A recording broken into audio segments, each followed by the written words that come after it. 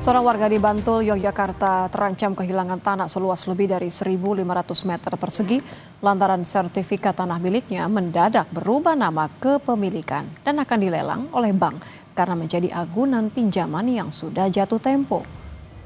Kejadian bermula diduga ketika Tupon Hadisuwarno, warga Bantul, meminta bantuan seseorang untuk memecah sertifikat tanahnya.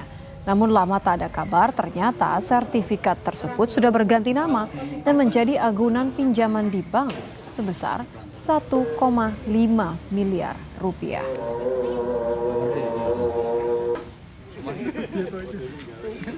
Tanah itu ya? Tidak pernah menjual tanah itu. Dan tidak pernah meminjam uang di bank ya? Belum pernah. Tiba-tiba orang bank datang ya? Iya. Reaksi Anda ketika orang bank mengatakan bahwa tanah ini dilelang itu seperti apa, Mas? Kaget ya. Kaget saya, Pak. Soalnya pecah plastik kok. Pemecahan kok jadi balik nama gitu.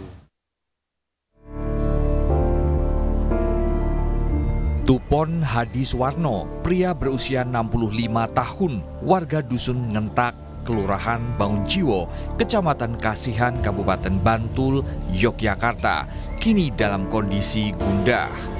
Pasalnya, tanah seluas 1.655 meter persegi miliknya diklaim telah menjadi milik bank yang disita dari seorang debitur.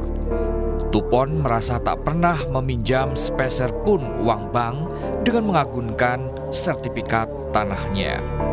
Sebelumnya, Tupon sempat meminta bantuan seorang tetangga kampungnya berinisial BS untuk membantu memecah sertifikat tanahnya agar bisa diwariskan ke anak-anaknya.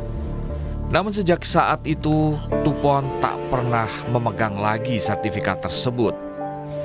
Sertifikat kula niku namung jaluk kali Pak Bibit, adun dipecah-pecah ke tengah loh. Nunjuk pripun? Kabare terus pripun?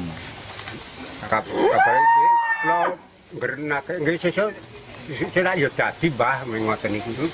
Bang dugi. Nggih. Terus Bang dugi pripun? Dilelang. Mungal pun dilelang ngoten. Bareng ngoten niku kula kaget. Terus wis sakal mboten temutan napa. Mboten kemutan napa pokokane mboten eling pokokane pun. Agil Dwi Raharja, Ketua RT, menduga Tupon menandatangani sertifikat tanpa sepemahamannya lantaran tidak bisa membaca. Agil menyebut Tupon sempat diajak menandatangani dokumen tanpa adanya pendampingan. Betul, jadi untuk baca tulis itu memang Bapak dan Ibu itu memang tidak bisa.